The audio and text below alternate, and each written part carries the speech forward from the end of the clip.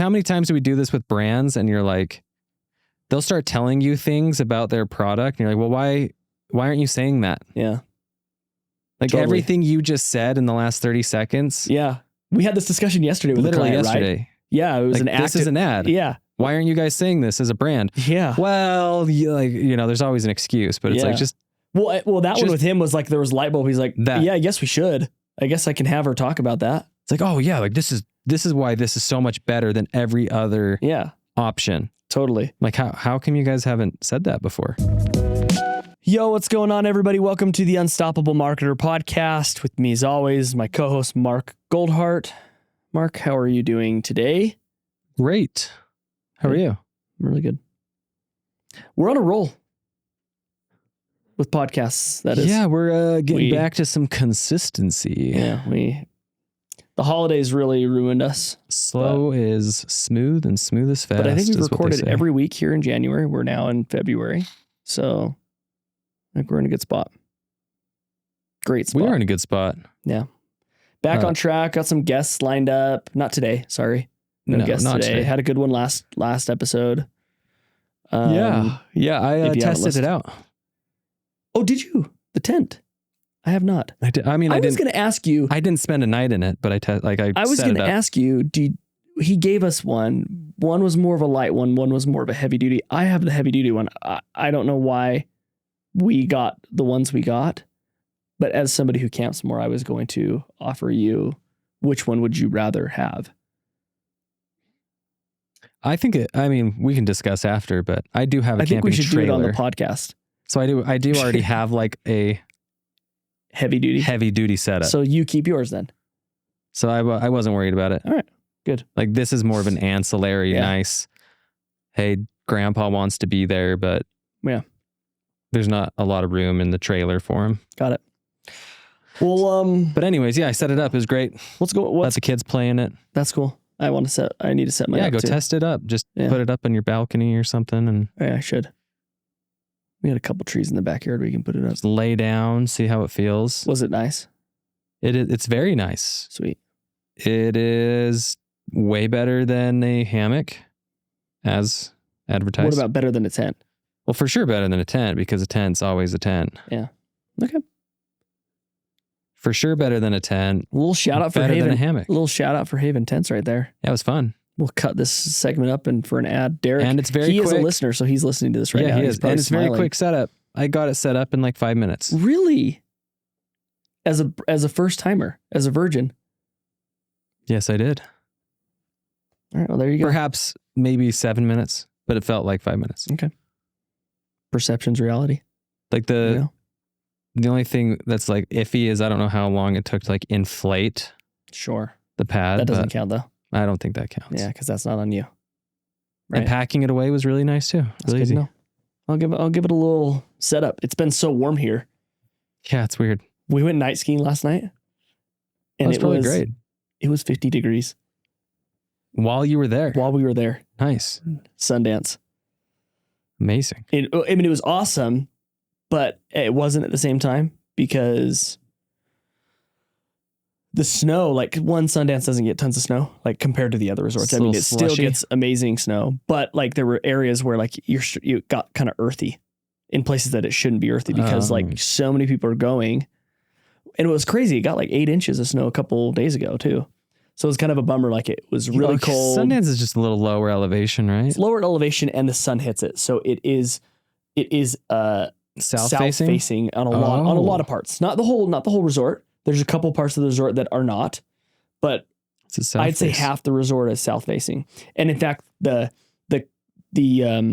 canyon south facing. So as you're driving up, if you go up Big Cottonwood, Little Cottonwood Canyon, which is still like some of the best resorts in the world, canyons, by the way, if you're listening, there's, 3 feet of snow everywhere, right? Here, it's just all dirt and rock because it's facing the sun. So it all melts. And then you kind of like loop around and then it's all snowy. Oh, okay. At the resort. And they make their own snow too, right? Yeah, for sure.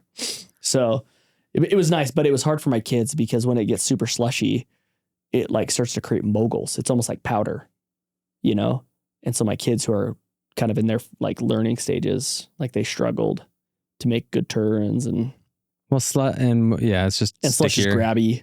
Yeah, it slows you down. So, but it's fun. So when you're light, you can't really push through it as easy. Yeah. Yeah, that's fun. Well, yeah. Speaking of sticky spots. Yeah. Tariffs. Oh, tariffs. Yeah. Let's talk about the tariffs. And disruption for many advertisers and businesses right now. Yeah. What are tariffs going to be doing? The real answer is nobody knows. Yeah. But because of that, I think it's creating some uncertainty. Yeah. That's how I would describe it.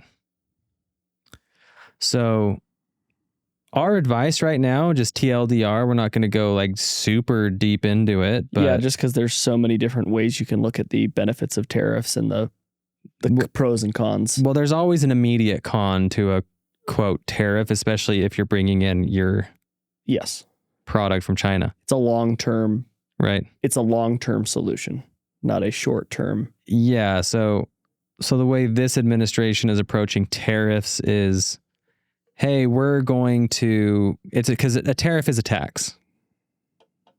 So taxes are going to go up, right, for the supply side of a lot of businesses. So the question is, will taxes go down for things like business tax, income tax, right? Will inflation go down? And the problem though is like tariffs are always immediate. What I'm suggesting on the backside of this, of what this administration is proposing, a lot of this isn't exactly immediate, unless there is like a, hey, we're getting rid of income tax, which they've claimed they want to do. I mean, I don't know how real or not real that is. Yeah. But if you get rid of income tax, then like tariffs aren't a big deal because purchasing behavior would change pretty dramatically. Totally. So that's the game we're playing. Now, I'm under the impression that we're in a wait and see phase. Like we're not really advising people that they should go and mass order from China right now. No. Right? Like, go order 3 years worth of inventory because you might have to pay extra in 3 months. And that might not be. We went through this in 2016. Yeah. And we know a lot of cases where that turned out really bad for some companies. Yeah, be super careful with that because like Mark said, when Trump was in administration and he increased the tariffs and talked about that, we at the time were working with a company who was working with faux leather goods, and we tripled what we would order to save on tariffs. And we did technically save on tariffs, but it put us in a really challenging situation because we didn't know how long faux leather would last. So it was just sitting on shelves for 12, 18 months because we had just stockpiled stuff.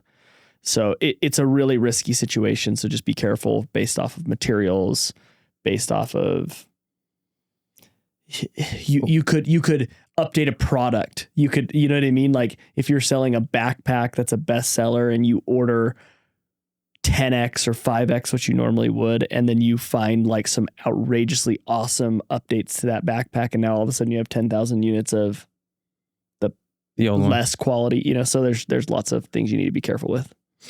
Yeah, and most of the people who listen to this, at least if you're in e-commerce, I mean, most businesses are like this, but especially e-commerce, you're really dependent on, or the blood of your business is the cash flow.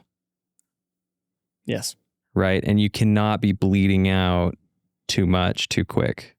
And so if you think, oh, I'm just going to hurry and take out a big loan, I mean, interest rates aren't great. Yeah. I'm going to go take out this or make this like upfront investment now. Just do your due diligence in what your business is like, because every PO is cash going out the door. So it's hard, you know, e-commerce is not this get rich quick scheme. Yeah. You're building real businesses, and it's all on the internet. And some people have this image of like, oh, I'm just going to make it rich because my business is doing 10 million a year. Yeah. But there's a lot of businesses out there that do really well, and people are not making a lot of money out of them. Yeah. And not to mention like your cost of acquiring customers, at least from a paid ads perspective, it's gone up the last 4 years, every year. Like it's never going down. It's not going down this year. Not yet. Yeah. So not yet. So if you bleed it cash, has gone down since quarter sold, 4, but it has not gone down year over year. Typical trend. Yeah. Year over year is what we're saying. So just be careful, right? Because if you flush out a lot of your cash flow and an unexpected increase in your marketing expenditures happens, you could be in a difficult situation. Which we've seen this, right? So I think Meta revenue grew 16%. Ad inventory only went up 4%. I think it was, your numbers are almost, I think it was like 14% and 6 or something like that. But 14 and 6. But the point you're making is. So we'll just call it 15 and 5. Perfect. Yeah. More whole numbers. So revenue outpaced, right, the inventory. Yeah. So what that means is that there was more demand, so more people buying into the placements than more demand than actual for ads than eyes yes, to see, which is a problem. Well, it can be a problem. Let those with eyes willing to see. Exactly. So, with those who are willing to pay, will pay. So, speaking of disruption, and the discussion we're having right now, right, with things getting more and more challenging, it's going to take, I think if you're an e-commerce business listening to this, 2025 just needs to be, and there's a reason why Mark and I feel like we've been kind of almost beating a dead horse over the, is that the saying? Beating a dead horse, right? Where you're doing something over and over again. Yeah. I get sayings messed up a lot. Yep. My wife tells me beat a dead horse. Beat a dead horse. But we've been talking about disruption, difference, change. It's like, the last probably 5 episodes has been, maybe not fully about that, but we dive into that. And there's like another tangent, at least I'd like to go down, because 2025 is panning out to be very similar. Like you said, like ad revenue's up, ad placements or ad is outpacing ad inventory. Yes, inventory. That was the word I was looking for. Ad inventory is not as high, right? It still grew, just not as high as revenue. So if that's the case, it means your cost to acquire customers, if you don't make changes, and changes could be a myriad of things, are going to naturally go up. They're going up. Yeah. And depending on what happens in your category, right? Because that just means the supply demand curve, right? Yeah. For placing your ad has gone up. Yeah. And that does not necessarily, like, that's not also taking into consideration what the buyer behavior is. Totally. So we're not talking about the supply demand curve for buying products. We're talking about the supply demand curve for placing an ad in front of people. Yeah. Yeah, totally. Like there was, what Mark is saying, for example, is like, what was the year of the Tumblr that the Tumblr exploded?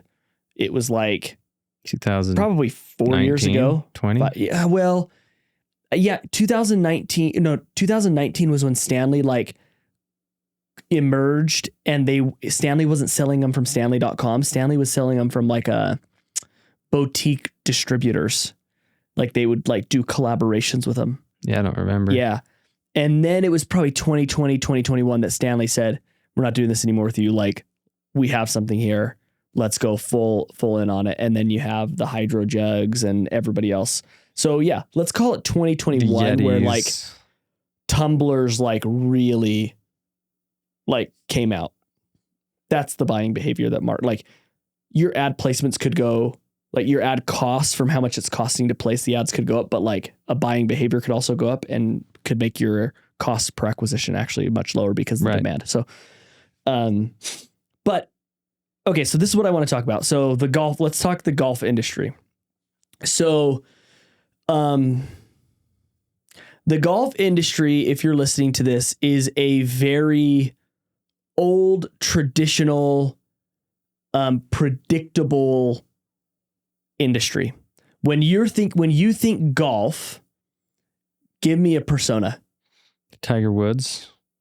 That's your persona, Tiger Woods. Oh, a persona. Yes, persona. Of who? Yes, in your head, like a buyer persona. Okay, yeah. Who is the persona? It's a persona is like your a white 30 to 50-year-old white guy who's 40-year-old, a white collar job. Maybe has a little bit of a dad bod, you know. Yeah. Has enough money to play. Probably married. Maybe kids. Drinks a little. And wears khaki pants, white shoes, and a collared shirt. Yeah, like Tucked in. the old guard of golfing. Yeah. Yeah. And so in the golf world, you have like 4. I mean, there's plenty of brands that everybody knows, but there are really 4 household names in the golf world. Which I am not a golfer, but I'm sure if I could name them all. Yeah, you are not. I am a golfer. You're not. So name the 4 brands I'm thinking of. Callaway. Yep, that's one. Titleist. Yep. Nike. Not really anymore because Nike's kind of pulled out of besides apparel. Like they used to do, but I think Nike is a safe one that could be across it. So I'm going to say 5 because Nike should probably be there just because Nike does everything. Because they're a brand. Yeah, they're a brand. Okay, so the other one I see a lot, at least on just like a regular people, is Travis Matthews or something. Okay, that's interesting that you say that one. Like I see that on at least people our age. I always see the hats. You're missing like 2 really, really big ones. 10 times bigger than Travis Matthew. TaylorMade? TaylorMade. Okay, because we're going clubs. Yep. And then does TaylorMade make apparel? I think they do now. Yep. And then Ping. Ping was going to be I was going to say Ping. Those are your and then you got there's so I'm thinking and you go Callaway too. Sorry, Callaway is bigger than Ping. Callaway is bigger than. But I did say Callaway. Oh, okay. Sorry, I said Callaway Titleist. Okay, cool, awesome. So now you could say, there's Cobra and there's Mizuno and yes, there's some definitely. I don't know any of those brands. But like those brands, like I know on good authority, are actually not big profitable companies. Like a lot of people think of like Mizuno as like, oh yeah, they're everywhere, but it's like they're not that big. Okay, so you have in this world there are tons of I call them like boutique golf brands. So Travis Matthews was one of those. That broke out. Yes, they broke out. And they broke out because they had tons of money and they were kind of the pioneer of getting something different than a Nike Polo. They were apparel focused. Yes. And they were like one of the very, very first that were like a little bit cooler. Okay. So they were the leaders of the, hey, you don't just have to have a Nike Polo or an OGO Polo or a Titleist, a logo on, a Titleist logo, or back in the day it was oh my gosh, what is it? Ashworth clothing, some of these like older legacy kind of stuff. But these boutique brands are having a hard time. Like they're getting to this like, $5 to maybe $20 million range in annual sales.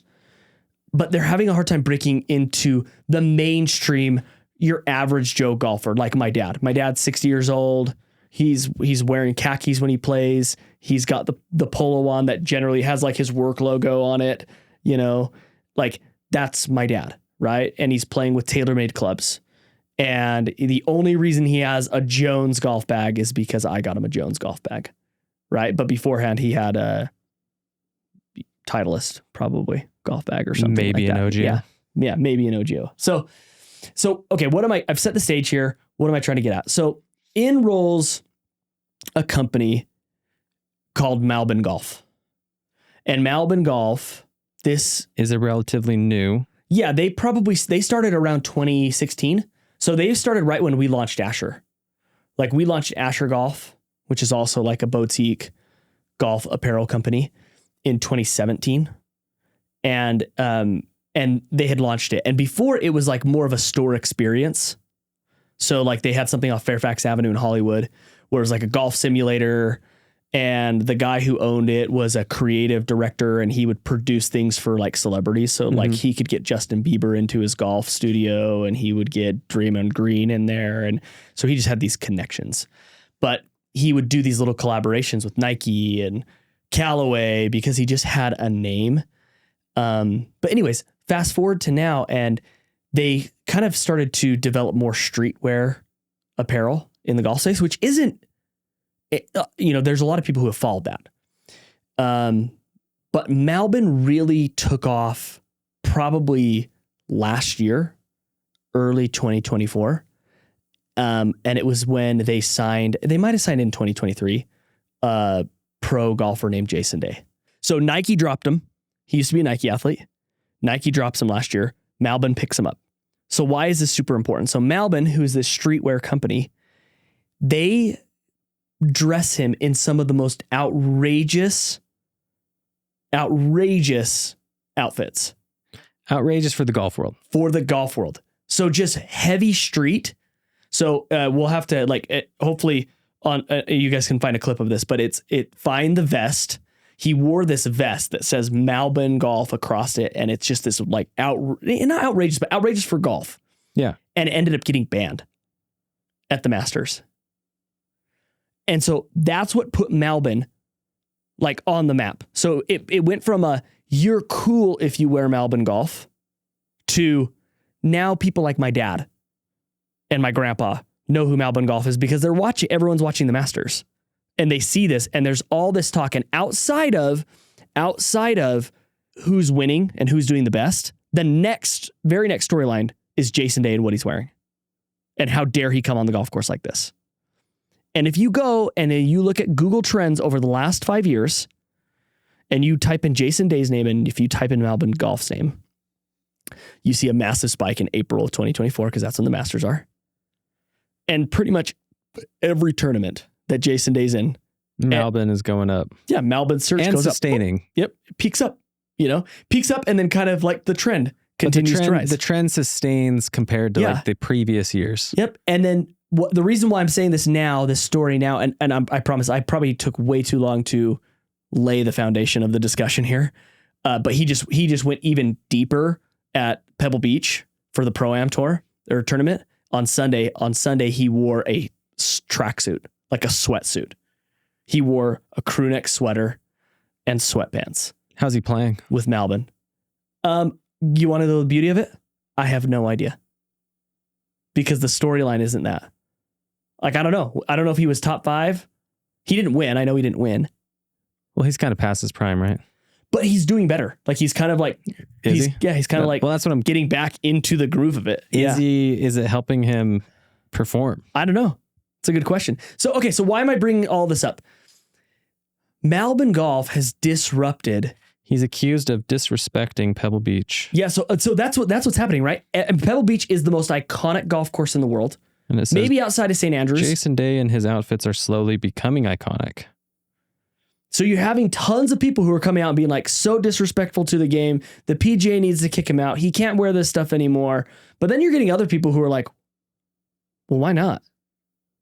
Like why do we have to wear khakis and a polo? Like what is that about? And it's starting. So here's the point, guys.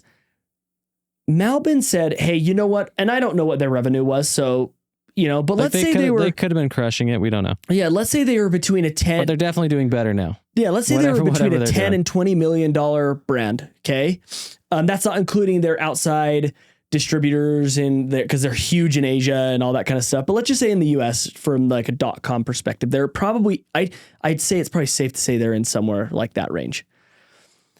They just went from the cool kids on the block. Like, hey, I'm old, remember when you were in high school, pre like Apple Music and TikTok, and if you found a song or a band, like you kind of held tight to that. And like if you were like trying to impress a girl or something like that, and you were like driving, you'd put that song on, and she'd be like, I've never heard this before. You're like, yeah. Oh yeah. Yeah, I found that. Those are the good days. Yeah. And then you like tell her, and now you had this like little, and you'd burn a mixtape. Yeah. That's kind of how Melbourne was pre this. And now it's starting a discussion of people saying, let's disrupt an industry. So this is going back to disruption. So how is a brand like Melbourne going to go from, paying $100 to acquire a customer? Because golf is seen as very stuffy. Very stuffy. In fact, it's been a huge reason why it hasn't become a bigger, it's known as a somewhat dying sport. Well, not to play devil's advocate, COVID picked it up a lot. For sure. So it did see a resurgence. That's very true. In COVID. Because it was the only thing you could do outdoors. It was, right? It was one of those things that you could do outdoors. And so a lot of people picked up golf during COVID. Totally true. But take COVID out. But nonetheless, yeah, golf is a stuffy sport. It has old rules. It has a certain kind of etiquette. yeah, you feel like you have to like, There's rules everywhere. And then a lot of people are really uptight about it too. Like you don't just get to go golf and have fun. no, yeah. Some people's experience of their first time golfing is like just someone getting mad at them because they didn't know some kind of etiquette rule, or they didn't, yeah. they're not going fast enough, or like whatever the story is. The best way to equate this is, do you remember the first time you went to the airport by yourself without your mom and dad, and how uncomfortable you were? Were you like that? Were you one of those people? I wasn't that young, so no. Like the first time I flew by myself. Yeah. No, I was with a team. I was with a rugby team. Okay. No. By yourself. But by myself, it wasn't until I was like 18, 19. So I wasn't uncomfortable at that point. I mean, I remember it was like my honeymoon, and I was nervous, dude. I'm like, oh, what gate do I go to? Where do I park? Like, there's these questions. I'm like, do I take my shoes? You know, like I just felt so out of place. Like, am I going to be in the right spot? Did I get here on time? Am I going to miss my, like, part of that's just anxiety from your dad, right? It could be very true, but I think that's Gotta how get to the airport 5 hours early. My dad is the type of guy who's like, your flight. In fact, it was super funny. He was just talking to my brother-in-law. We were at dinner, and he was like, his flight was at 7 a.m.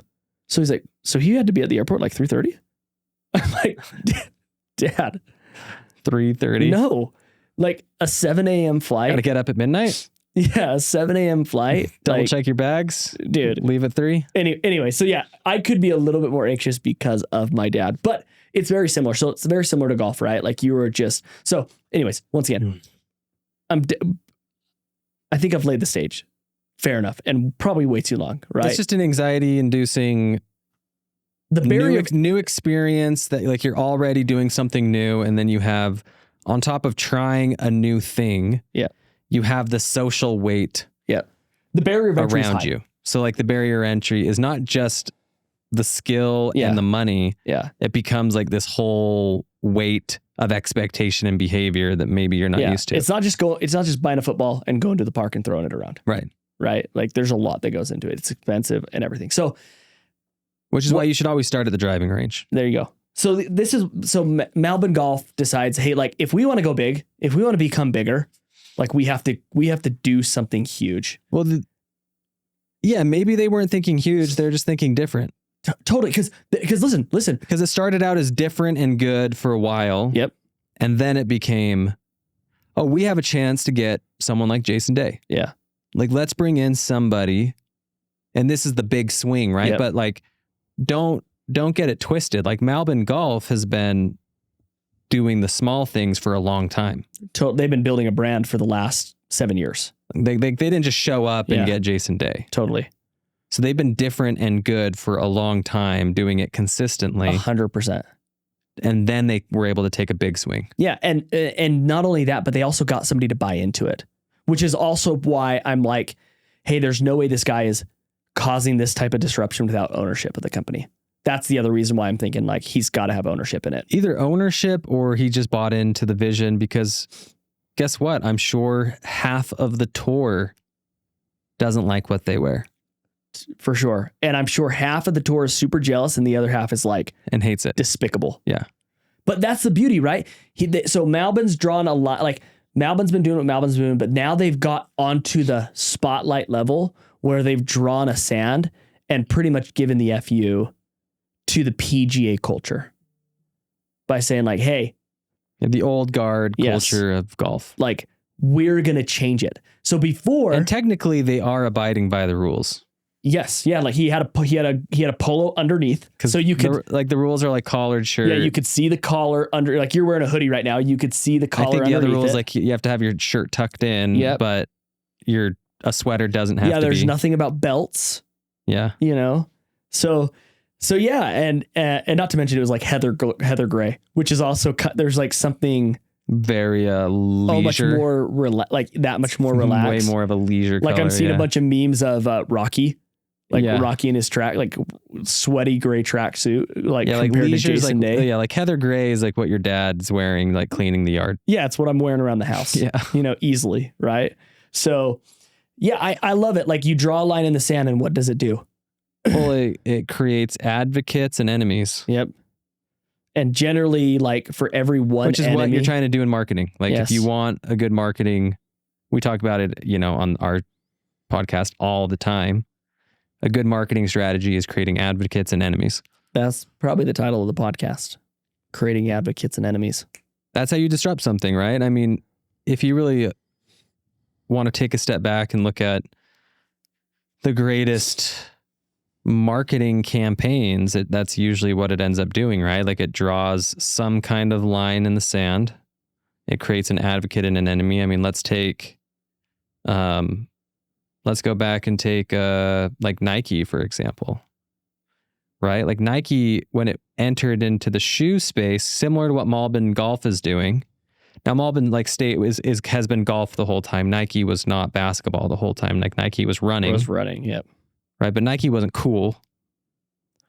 They were good. They were good and different in the running world, and they were cool in the running world because of Steve Prefontaine and some stuff. But no basketball player wanted to wear their shoe. They weren't like cool to. It was Adidas basketball. And Converse. Adidas and Converse, right? Yep. Like Dr. J had the Converse, and Larry Bird, he was kind of the big name. Magic Johnson. And so then you have to take a big swing. Like you're not making any noise in that world. So how do you disrupt that world? Well, you get someone like MJ, and it's drawing a line in the sand, right? Like you have this new guy appearing with his own shoe. Yeah. That's a big statement. So it's a big gamble. Like there's a lot of risk in that. Yep. Because he was not the number one prospect. Wasn't he like the second or third potential? I think he was he wasn't the number one? I don't think he was. I think he was. I could be wrong. I think he was. But there was other people in the talk. Well, because there was other companies that wanted to give him a shoe. Yeah. But the other companies weren't going to give him his own shoe. No. Well, so Adidas was not giving him his own shoe. But anyways, the point being in this story is... Can I add one thing to what you're saying, though? It was risky, and they made his shoes in a way that was different. That's the thing I wanted to add, right? So it wasn't that you just had like the... Because he got to design them. You had the buy-in, but not only did he get to design them, it was an illegal shoe technically. Remember that? It had to be white. And because it wasn't white, every game he played in, Nike had to pay a fee. That's right. So Nike, that was the big difference. So yes, it was MJ, and they lucked out with finding the right person to take the deal because he had swagger and he was cool and he was so good. Like they lucked out, but they did. I mean, it was clear that he was going to be totally really good. Was it clear that he was going to be the greatest ever? No. But it was the fact that he was wearing a shoe that at the time, now every kid is wearing it. Then every kid was like, hey, that's cool and different. Then everyone would at the very beginning mocked him. And then once he started dropping. The old guard mocked him. Totally. Yeah. But all the new guard, right? Like all the new kids, all the youth, all the people entering into the market, they looked at that as cool. So the question is, now here's the thing. Which is what Jason Day is probably doing right now. But now, can Jason Day do it? Can he can lead the charge? Can he do it all? No. The difference here is, yes, Michael Jordan is Michael Jordan. So let's not get it twisted. But what we're talking about here is hey, golf is just a different sport in general. Nobody thinks Tiger Woods looked cool wearing his polos. Sure. No one thought that was a cool style. Yeah. He wore the red and black. Yeah. I mean, people thought that was killer. It's iconic. Yeah. But you're talking to any 14-year-old boy, they didn't think that was cool. Yeah. No one did. Yeah. Does the story change now with Jason Day? Yeah. That's a good question. Would wager there's every high school golfer right now thinks Jason Day looks cool. Totally. I'm not saying they all think he's the best golfer. Totally. They want to style their game after him like Jordan. Yeah. But as far as just style goes, of course, every kid and college athlete right now is looking at Jason Day saying, oh yeah, that looks way cooler than what I wear. I look 100%. Like a freaking dork. Or it's just wait, I don't have to wear this? Wearing khakis and a polo. I look like a 40-year-old man. Yeah. It doesn't look cool. Totally. No offense to everybody out there. That's just the truth. Well, and the style, we are in I like khakis and a polo for certain events, but yeah, and the last couple of years 14, have been a very disruptive. Didn't think that looked cool. It's been a very disruptive style change, right? As things have kind of started to falter back to more 90s, looser. Yeah, and you notice that with Melbourne. I don't know. There's feel. Just looking at the pictures. Yeah. Again, I'm not deep in this, but it looks like they're using more vintage. Yeah, well, vintage materials, like it looks like they're a lot more cotton based. Yeah. They don't have that like heavy synthetic glossy. No. It's not performance. It doesn't look like performance dry fit material. tees. Yeah. It's not like what's the brand Under Armour. It's not that like Under Armour-y kind of feel like that to it. Nike dry fit. It's this, right? It's these slacker pants kind of like the vibe. Yeah. So I think that's 2025. If you go back and you look at your P&L, there's a really, really good chance that 2023 compared to 2024, you may have made more revenue, but made less profits. It's a really good chance. We're seeing in 2025. No, sorry, 2023 to 2024. Yeah. And which means that there's a really good chance that you could be in a very similar boat. And so depending on how hurt you got in 2024, there can be an expectation that if you're not going to make any big changes, that the hurt is going to be similar or more. Yes. Right. And so what we're trying to do here, and the reason why we're once again just like beating this point in, is you have to find a way to disrupt. Like this 2025 needs to be the year of disruption. And the easiest way to disrupt is through ads. That's my hot take. Like everyone thinks it's by making the next greatest product, which you should do. I'm not saying don't go make a great product. Sure. That's long. Yeah. You're not just going to spin out the next greatest thing tomorrow. Yeah, we had a Haven Tents on that's kind of disrupted the hammock industry a little bit. For sure. Right? So it's a disruptive product market fit thing. And that's why I was really surprised when we talked to him. I was like, wow, these guys are doing much better than I was thinking, based on some of the numbers he was putting out. Some of those might not have been on the podcast, things that he just told us internally. Right? No, yeah, they're doing great. Yeah. But they're still, the thing about disrupting an industry through product is it takes a while, right? Like you have to have people buy it, use it, share about it. Yeah. That's a long cycle. Like that's totally. not something that can happen as quickly. But what you can do overnight, I'm not saying it works overnight, but overnight you can come up with a brand new position. Yep. Right? Your branding position or your marketing position. Which could be that line, right? That we talked about. Hey, how do we stand out here? Maybe create controversy or how do we just simply sell it? Yeah. Like how do we actually tell people why it's the best? Yeah. How do we tell people why others aren't? How do we connect on an emotional level of like what people are feeling when they should be buying this? Yeah. Yeah. How do I like you can even think, how do I create an enemy? Right? Yeah. Like who is our enemy? That's sometimes that's the easiest one. Dude, well, one of the, when I was talking how many times do we do this with brands and you're like, they'll start telling you things about their product and you're like, well, why aren't you saying that? Yeah. Like everything you just said in the last 30 seconds. Yeah. We had this discussion yesterday with literally the client, yesterday. Right? Yeah. It was like, this is an ad. Yeah. Why aren't you guys saying this as a brand? Yeah. Well, there's always an excuse, but it's like just. Well, that one with him was like, there was light bulb. He's like, yeah, I guess we should. I guess I can have her talk about that. It's like, oh yeah, like this is why this is so much better than every other option. Totally. Like how come you guys haven't said that before? Yeah. Yeah, for sure. Like, oh, I don't know. Yeah. So you can start with who's your enemy, and oftentimes who your enemy is can help you lead to who your brand position and message is for. And starting with an enemy is really a nice thing too, because that's what we actually ended up doing inadvertently with that conversation yesterday. Mm-hmm. But if you start with an enemy, it'll rile up some emotion in the person you're brainstorming with. For sure.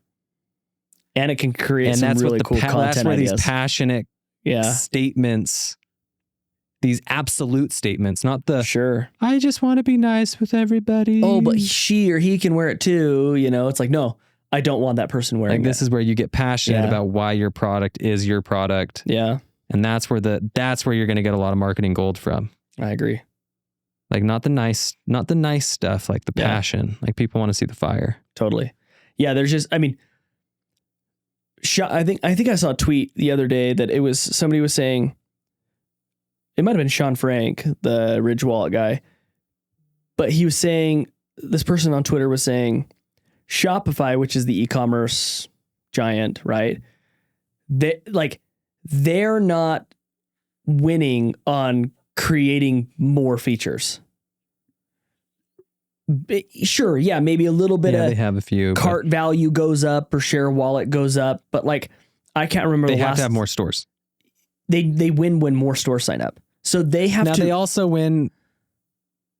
The thing that he left out is that they are also winning because they take money out of the Shopify App Store. Sure. So there actually is a share of wallet that he did not address. Totally, yeah. So meaning like once a Shopify app hits what is it, $1 million in sales, they take 10% of 10% or 15% of the app. Totally.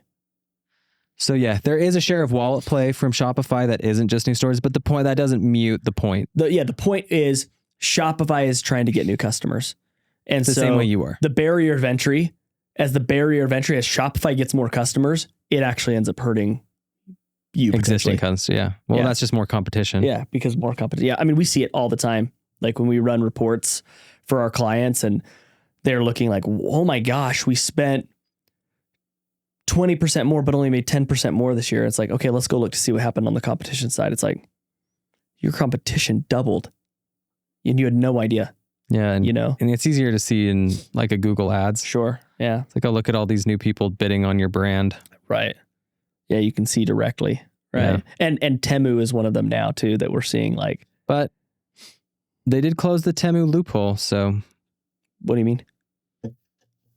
Part of this tariff thing is they closed this loophole of shipping containers less than $800. So like that could actually end up being a big benefit of getting rid of some of these competition direct Chinese competitors. Yeah.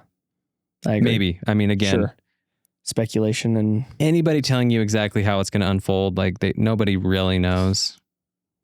Yeah. Until we know. For sure.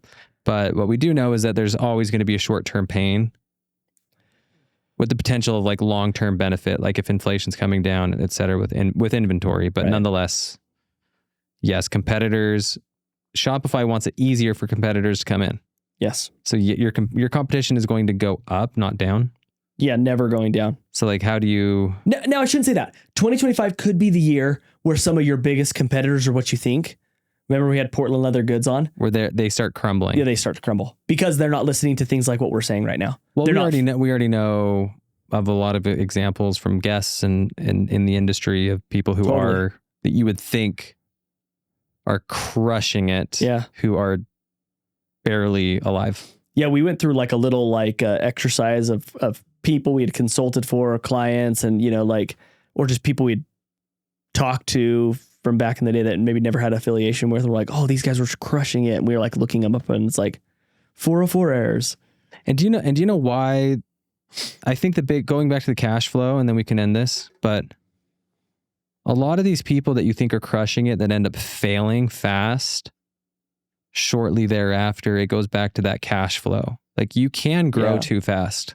Mm-hmm. I know that sounds crazy, but something that we always advise people is like, you can grow fast and like even 2xing in a year, that's huge. Oh, for sure.